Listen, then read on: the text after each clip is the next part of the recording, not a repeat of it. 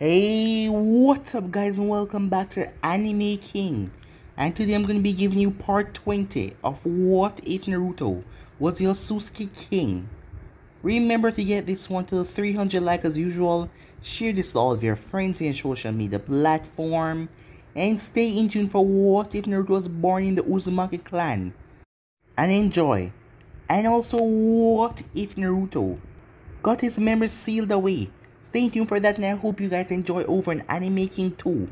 I already posted a new episode of What If Naruto Pushed Himself to His Limit, so go ahead and check out that and enjoy as well. And remember, if you're new and this is the first time you hear my voice, and you enjoy the videos on both Anime King and Anime King 2, go ahead and click that red subscribe button and become a part of the Anime King family. And thank you for all of your help and your support. And remember to comment down below and tell me if you're new. I'll be replying talking back to all of you. So without further ado, what is we begin this new episode? Start the intro.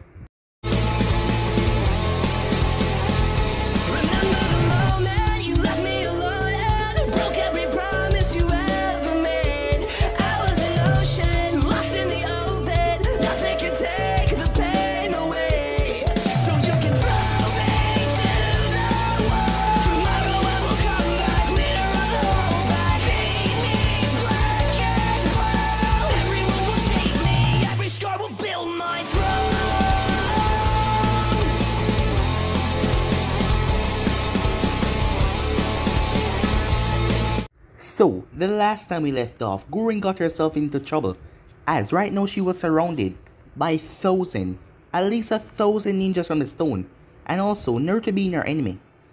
The only reason why Naruto didn't kill her is because about Yukimaru, as he saw that she turned her life around from meeting that boy to want to protect him, for after what she did to his mother, Naruto grabbed her and threw her straight up in the air as she was caught by a clone. As Onedo, a man named Onedo, was a leader of this platoon of ninjas, as they were here to kill Naruto. Naruto simply told them if they didn't want to leave they can run, but neither of them wavered, as they went through hands and created two giant stone mountains as they smashed into Naruto. As they created many earth spikes that were layered with explosive notes, as everything exploded in a boom. Gurren watched the explosion. Realized that she was being held up by the Naruto clone. She realized he was not dead. But how could someone survive that? Onedo was taken aback when Naruto flashed in front of him. One well-placed palm strike to the chest, Onedo was sent sailing as he smashed into a tree. As Naruto told him that seeing that he's a leader, he will make him report this back to his Tsuchikage. Getting Onedo out of the way as Naruto threw him straight up in the air, he was stuck by an invisible force that held him tightly in mid-air. Naruto then flew up in the sky. Most of the ninjas dropped onto the ground when they saw. He made the clouds above them rumble as lightning started to spark. Naruto guided the lightning with his hand to create a whip out of pure lightning as he started to smash it down on the earth. The ninjas got their body eradicated. Naruto then created a tornado with pure slicing wings that pulled the ninjas towards it and started to shred their bodies from the inside and out. Landing down, Onedo could only watch a horrified scene, as Naruto looked down at the broken man and told him to go ahead and report this to his Tsuchikage. The more he sent, the more will die, as Onedo was left broken. Meanwhile, Kabuto finally has gotten away from that place. As he was at his new base, he was surprised when Naruto found him. Talking to Naruto, Naruto looked at him and asked if he knew him. Kabuto was taken aback by that, as Naruto doesn't remember him, seeing that he's not important. Walking by him, Kabuto tried to slice Naruto in the back of the neck, but Naruto simply sent him sailing away by an invisible force as he smashed into the wall. As Yukimaru didn't want to come with him, so Naruto simply knocked him out. Some time passed after that, as Mito was happy to see her brother. As Naruto was here, she told him that she didn't want to be any more burden. She has to get strong on her own as well, so she will go with Jiraiya. As the both of them talk a bit after that, as Karin wants to go with Naruto, seeing that she didn't want to stay here by herself. Naruto didn't visit the office as Tsunade asked him what the hell he's doing here, as Naruto simply told her that he's taking the Uchiha. As Tsunade was pissed at him, but he didn't care about that. He just didn't want her to be against the Uchiha, because he's the right person to train Sasuke now. And with that he flashed away. Despite everything, Tsunade knew Seeing that his sister is in this village, Naruto would fight for Konoha just to protect her, and seeing that she wants to become Hokage, she will never abandon this village. Well, at least that take a load off her chest. But that girl was like the fate of this world, because if anything happened to her, she knew that a demon would rise. After saying their goodbyes, Naruto left off with Karen and Sasuke, as Sasuke was ready to start his training, as he was going to find Itachi and finally end this miserable existence. So yeah guys, so it's basically as we left off. You guys can switch across the page to check out for yourself. So let's start this new episode. We begin this episode on a long, dark road. Did you got everything that we need? Of course I did. Didn't you see me seal it away? Yeah, but I know that you're a dumbass, you might forget. Look who's calling who a dumbass. Well, I'm not wrong, as the both females were arguing on the road, till they heard a voice. Look what we have here. The moment they heard that voice, they were surrounded by at least 20 bandits. Wrong day to be walking the street like this. You might get yourself in some kind of trouble. There might be some crazy lunatics out here who want to take advantage of you two little sweet girls. Oh, trust me, we can defend ourselves, the one right here said. Is that so? Well then, you wouldn't mind if we take all your valuables. And judging from the both of your state, you're in top condition. My boys will have some good time with you. The one behind the red hair growled. Get out of the way, I'll handle this. You think you're the only one that has been training. Remember, I've learned a lot as well. The blue hair one spoke. It doesn't matter what you learn, you're still not on my level. And what makes you say that? Because it's just our overall status, I'm stronger. The man cleared his throat. As he looked at the both of them, they were arguing in the midst of a heist. They were surrounded. You two girls must be really stupid or something to be. The man couldn't get to finish that sentence as a chain shoot from the red hair palm and wrapped around his throat. She pulled him straight forward. A crystal then drive right through his throat. What the hell? Karen said. Didn't you see I have that? Well, you were just moving too slow, said Goren. The man and Ron were shocked because they never thought that these two girls would be able to use ninjutsu, and especially what the hell was that chain just coming from her palm like that. Goren then smirked as she stomped her foot in the ground. The ground started to shake violently as many crystals burst on the ground and started to rip the man around them into pieces. Karen sighed. There you go again, showing off. Oh, I'm not showing off. I'm just showing you that I'm better than you. And how so? My chains can break your crystal, but can your crystal break my chains? Goren just grumbled. I thought so, said Karen. As the man around them, all of them were dead, the crystal tearing through their body. As Goren and Karen walked off like this was a daily occurrence. It has been 3 long years since Naruto took Sasuke, as the training was intense. A lot of things happened in those 3 long years. It took a while, but Goren and Karen finally reached to a lake. As Goren raised her hand, there was a seal on it as she sent chakra towards it. Putting her hand towards the ground, the water started to split. The water opened up completely as both of them walked down the stairs that were forming. Arriving downstairs, it was a large place. Inside was rather large and spacious. Several different rooms going on to different areas. The both of them heard a commotion as the place shook a bit. He's at it again. Goren sighed. He's gonna get himself hurt. You know that he's not a little kid anymore, right? Said Karen. Just shut up, said Goren. As she walked off, as Karen followed behind her. The both of them arrived to a large training ground, where they saw Yukimaru jumping away, as a stream of fire nearly turned him to crisp. Yukimaru landed as he exploded into pure chakra oozing out from his body. He went through hand signs, the chakra around him started to swirl dangerously. It then swirled until it created a massive gust. As he started twist and twist until it became a twister. His opponent jumping back as the twister came towards him. It fired out several chakra bullets that teared through the area. Yukimaru then smirked. So, you run away from me? The person chuckled slightly. If that is all you have, then you're over. Yukimaru's eyes went wide before feet crashed into his back as he was sent skidding across the ground. Hey jackass, why do you have to kick him so hard? Said Goren. as the person turned towards her, his Sharingan eyes looking at her. He told me not to play around with him, and I am applying to his wishes. You know he wants to prove himself. Don't hurt him that hard, said Gurren. If he doesn't want to get hurt, then don't spar with Sasuke, and leave Sasuke alone, said Karen. Shut up, said Gurren as she walked over. You okay? I'm fine, said Yukimaru as he picked up himself. It's really okay. I told him not to hold back on me. I want to get stronger, you know, so I can protect you. As Gurren just smiled. I'll be doing the protecting. For now, you're still a kid. You must enjoy your youth. I know, but I still want to get stronger, he said.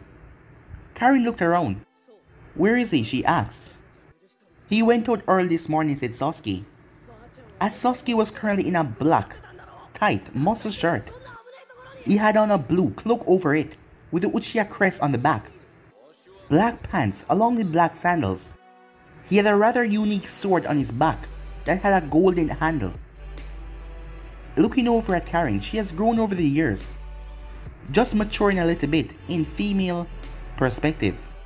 Her hair has grown out, as it reached straight down into her back. She was wearing a mesh shirt, along with a red shirt that stopped right at her stomach. The mesh shirt covering up her belly, and she was wearing a black skirt with black sandals. For Gurren, she was wearing a long sleeve green shirt. She had on a red, tight body skin suit under that, as the green shirt went down. Her hair was tied up in a ponytail as it came down into her back. She had on long, brown boots that went straight up, stopping right just under her knee. As for Yukimaru, his hair was cut, as it now spiked up in the air. He was wearing a simple black shirt, with wrist guards on his arms, simple black shorts, and ninja sandals. Right now he has a little cuts and scrapes all over him, because of his battle with Sasuke. Do you have any idea when he's going to get back? Asked Karen. Sasuke gave her a look. Well, I suppose you wouldn't, she said. Meanwhile, a red blur dashed past in incredible speed. Jiraiya raised his hand as Mito's fist connected with his palm. As he looked down at her, he quickly brought his other hand down, but Mito quickly jumped back as she went through hand sign. Wind style, Gale Palm, she said, as she released a condensed blast of air that shot towards Jiraiya. Jiraiya leaped up in the air as Mito smirked. Another Mito flashed behind him as she wrapped her arms tightly around the Sannin. Jiraiya realized that she's holding him as he felt a surge of chakra. Looking down, he saw the real Mito took a deep breath in. Water style, water bullet. Jiraiya quickly twisted his body in mid-air as the clone took the attack right to her back, dispelling it, as Jiraiya quickly dived down towards the ground. The moment he landed, his eyes went wide as the ground started to glow with a rather complex seal. At the end of the seal was dozens of paper bombs. Release! As the entire thing exploded as Mito shielded her eyes. She smirked as she heard the voice behind her, feeling something pressing against her neck, a kunai. You're gonna have to be a lot faster than that to catch me off guard, said Jiraiya. I know, she said. The ground cracked right at his feet as two hands grabbed his leg and pulled him straight down. The real Mito burst from the ground. Jiraiya exploded in a poof of smoke. Mito quickly spun around as a Rasengan formed in her hand in seconds. Jiraiya already coming in a Rasengan and both of them smashed the attack together. Both attacks exploded, pushing the both of them away. The both of them managed to regain their footing as they stood up. Well, you have gotten a lot stronger, said Jiraiya, with a proud smile on his face. As Mito has grown over the years as well. She currently cut her hair short as it stopped just right at her neck. In a womanly shape, she has completely passed Karen or Gurren. So by the time she go back to Konoha, Kiba, and some of the others in the academy will be simping over her madly. Mito smirked at Jiraiya. Well, I did learn from the best, she said. And right you did, he said. Over these past 3 years, he has pushed her to the limit. As she told him that she wanted to become strong, she doesn't want to be a bother to her brother, so he decided to teach her everything that he knew. And seeing that he couldn't spy on the ladies because Mito was fully against that, and every time he would try to do something like that, she would rat him out or do something to make his cover be blown. So he completely focused on her, getting her as strong as she can now. Do you think I can defeat my brother? She asks. Jiraiya looked at her. Well, I guess not, she said. Knowing how strong Naruto is and knowing how strong he must have gotten over the last 3 years. Well, she did see him a lot, as he come to visit while they were on their training trip. He even teach her a few things here and there, but knowing that she knew that he was still stronger than her, because from day one he was stronger, but at least she was not bothered anymore. She would prove herself. Thinking about him, she wondered where he is now. Meanwhile, a figure was sitting near a cliff, looking down at the city below him. Naruto has changed over the couple of years, especially his hair. Right now it was a lot whiter than before, as it just had a few patch of red in it, giving him a mixture of white and red, and it fit him a lot. He didn't know why his hair was changing, but he came to the conclusion, probably because all of the Otsutsuki had met so far, their hair was white. Probably that is what his hair used to be like, but he was confused. Why did it change to red in the first place? He still had no idea about that one. Over the years he has gotten 3 visits, as that Ishiki fellow came back and visited him once more. And Amara came to him as well 2 times, as they told him to keep on training and preparing himself.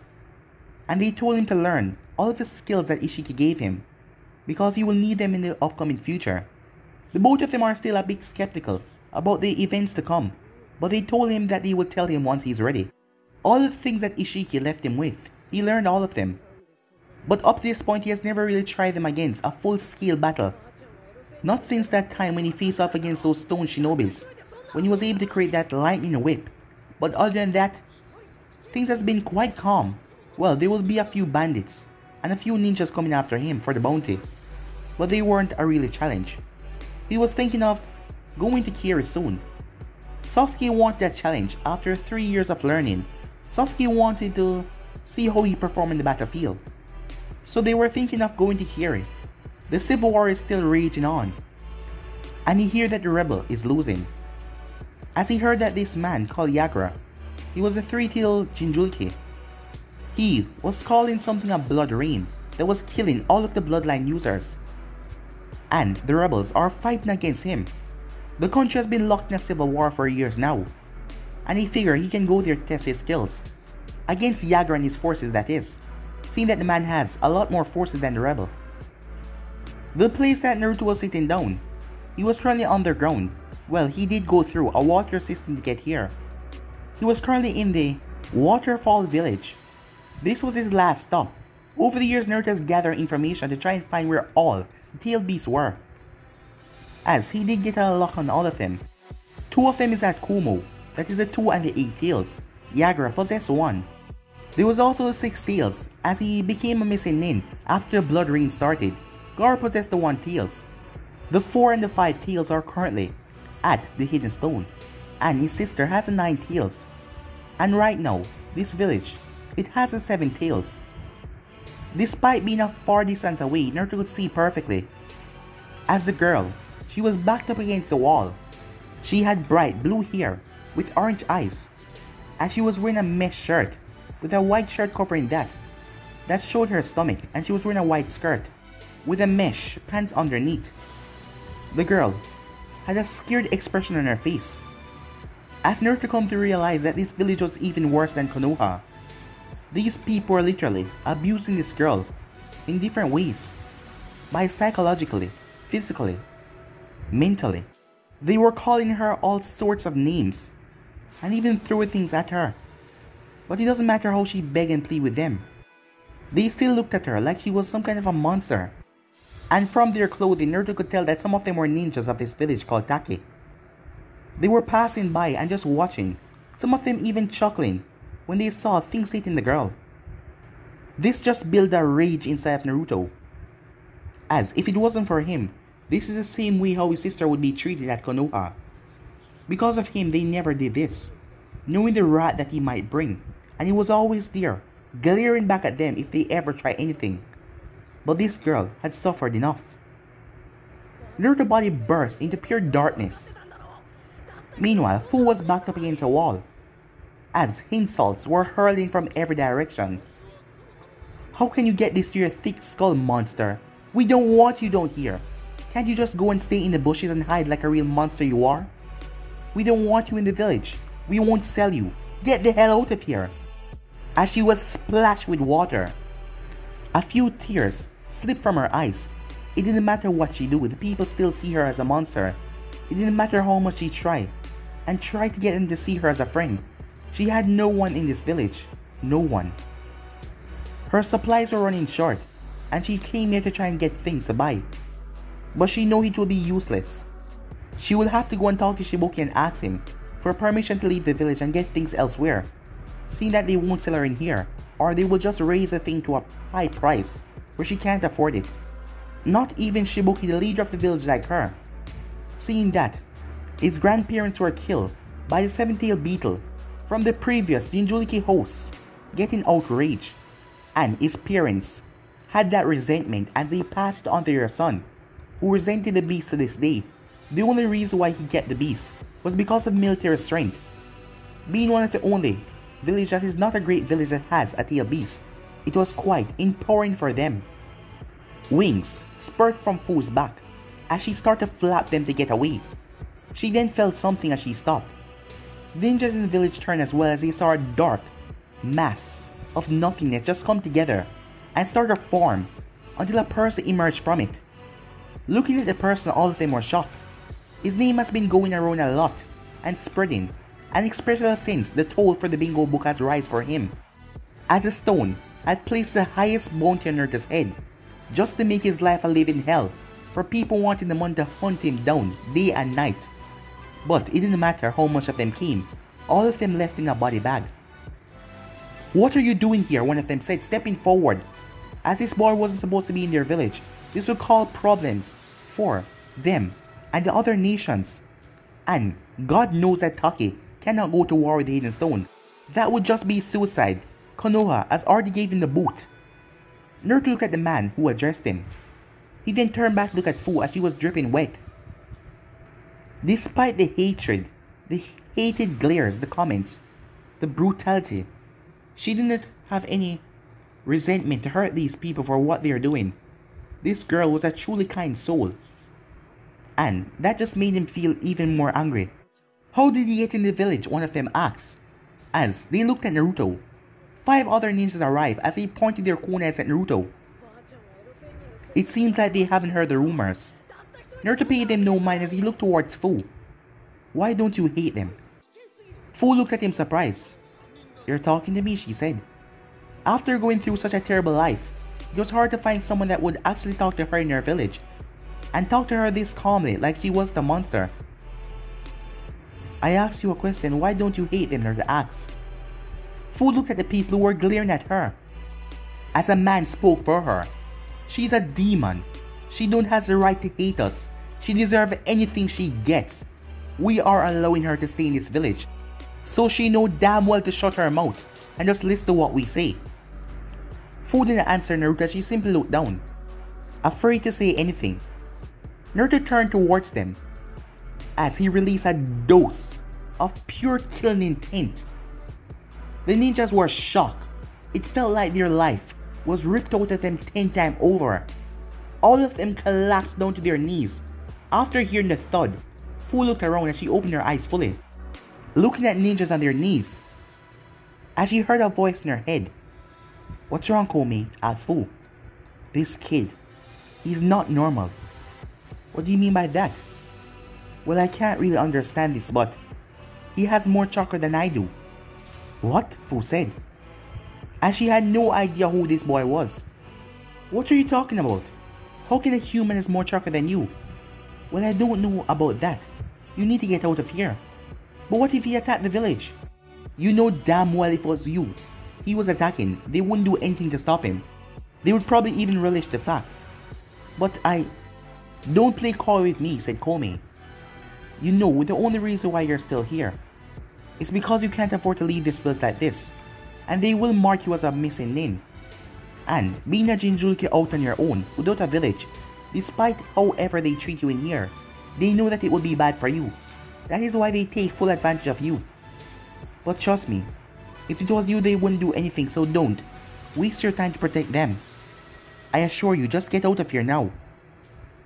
As Fu looked at Naruto, seeing his back still turned to her.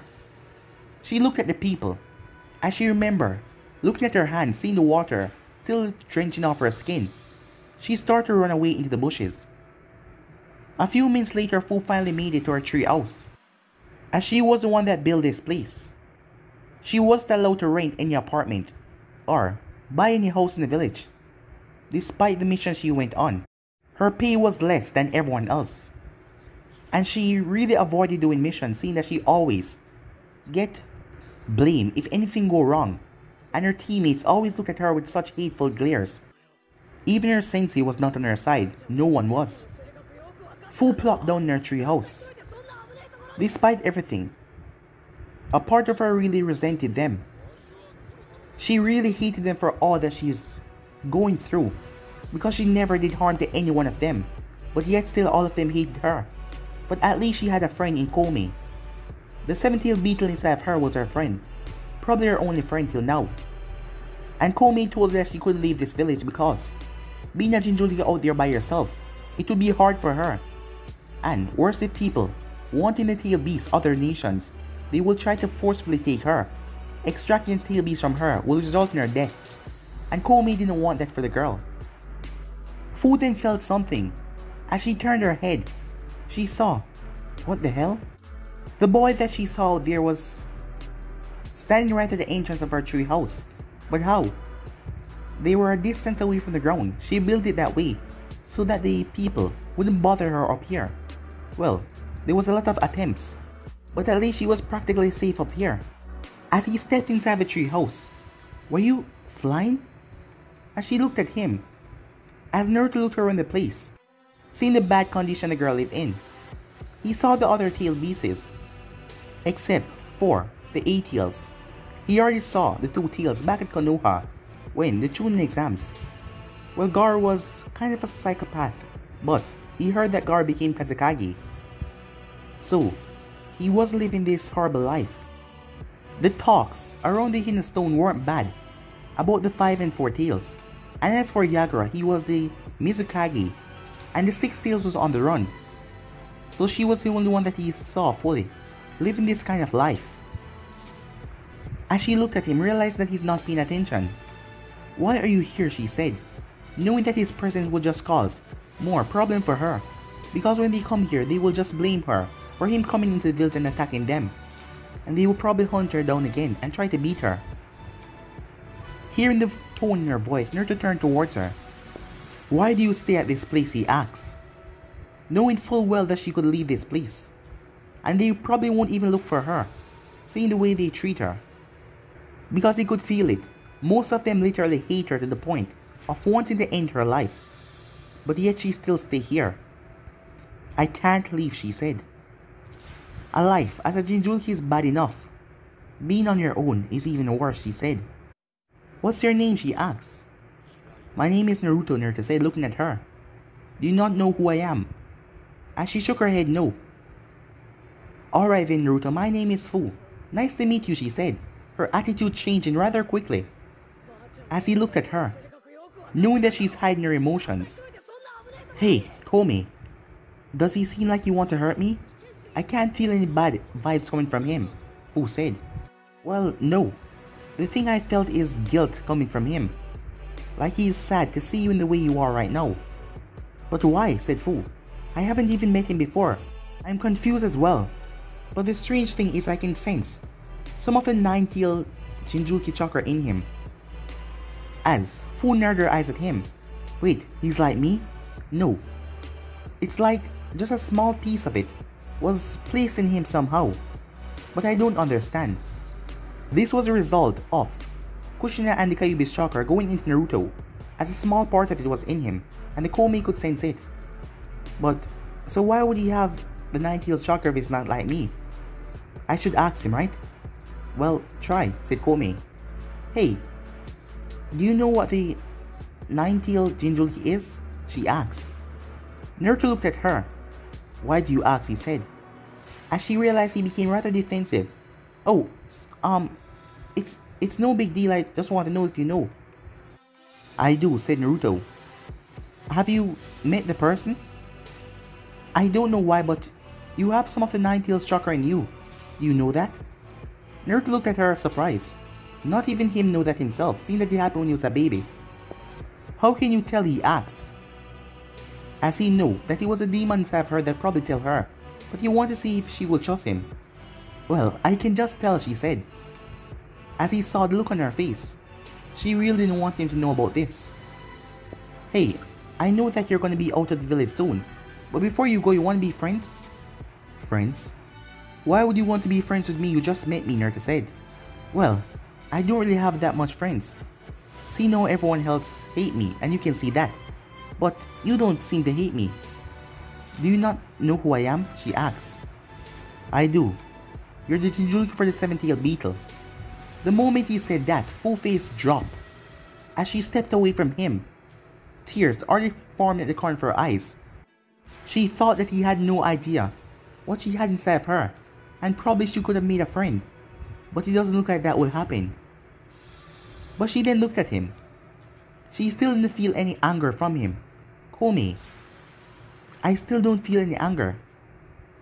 It seems he is not against you being a Jinchuriki. Why? Everyone else I know hate me. Well, it seems like this boy is different.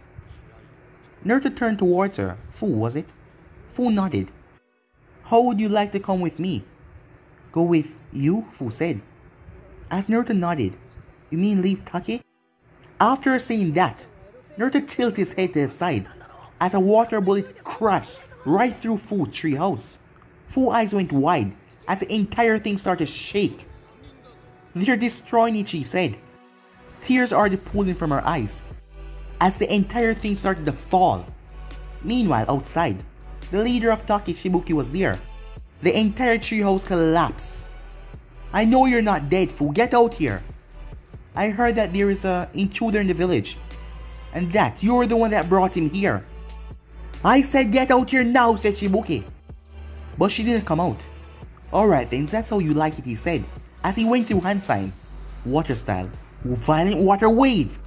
The ground broke and cracked in front of him that released a wave of water that smashed right into the broken tree house, blowing back all of the wood and everything. The show. Where the hell is she? He said, looking around. Meanwhile, in mid-air, Fu was surprised. You can actually fly, she said, as one of Naruto's arms wrapped around her waist. As she looked down at them, seeing that her treehouse was completely destroyed now. As a sad look came on her face. Where was she going to stay now? She couldn't build one fast enough before nighttime. She then felt Naruto's hand tug her a bit as she looked up at him. Do you want me to take you with me? Naruto asked. Huh? Where? Far away from this place. A place where no one will hurt you anymore. Why would you do that? Because I have a sister. And she has a tail beast like you. She's a Jinchuriki. And I know that this would be the same life she would be going through if it wasn't for me being there for her. But you had no one. But I can change that now. So do you want to come with me? Well, what about them? Fu said. They will hunt you down. It seems you really don't know who I am, Naruto said. You don't have to worry about that. But you know, if you come with me, you can never come back here ever again. Fu looked down the village. I can sense no lie from this boy. Go with him. He's telling the truth. Remember I told you that out there on your own will be difficult. But if you have someone there to protect you and help you as a friend. Friend? Fu said, as Komi nodded. Yes. He can help you. I can sense no deception from him. He's telling the truth. Fu nodded. Alright then. I'll go with you. I'll never come back here, she said. As Naruto nodded and fly off with her. Hurry! Search every piece of this place. I want her found now, said Shibuki. As Fu and Naruto fly off.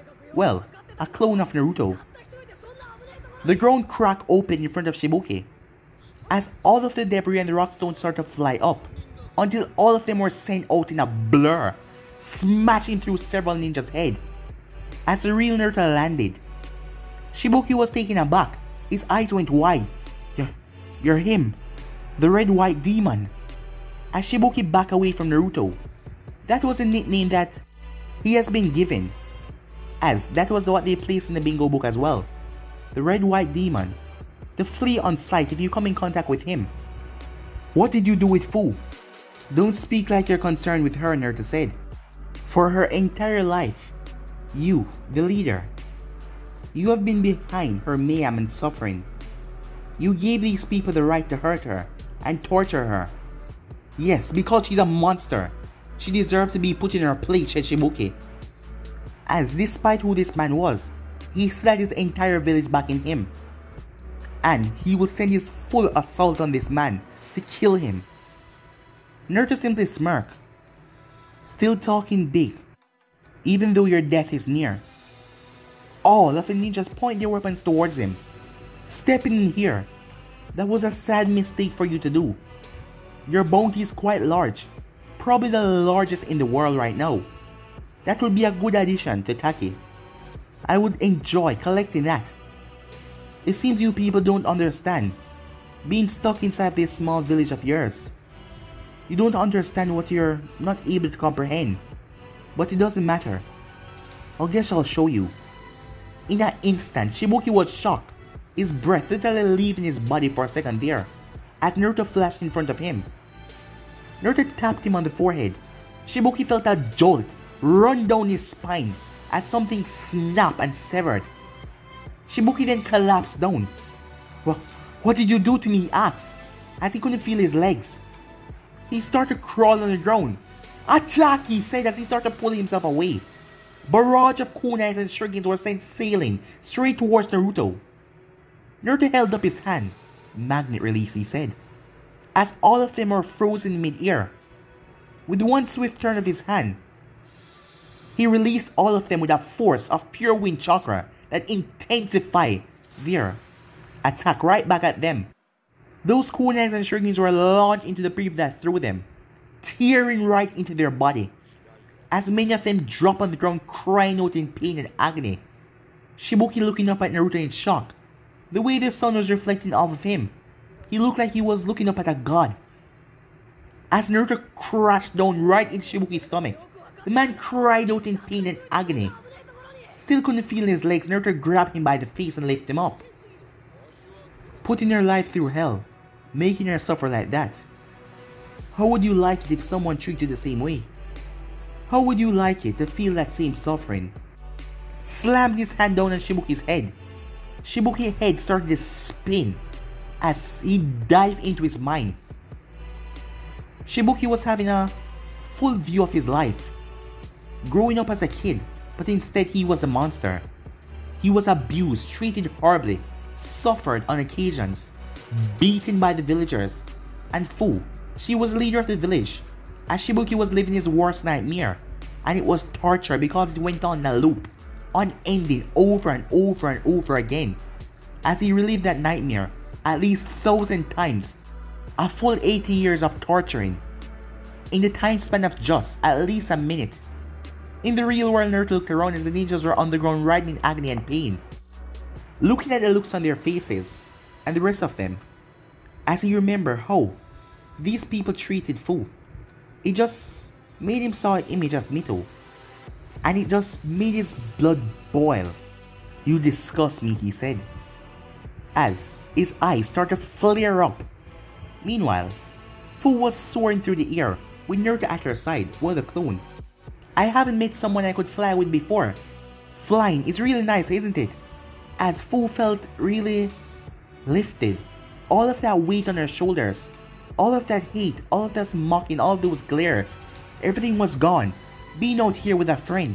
Yes, she had another friend at her side, and she loved it. She then came to a stop.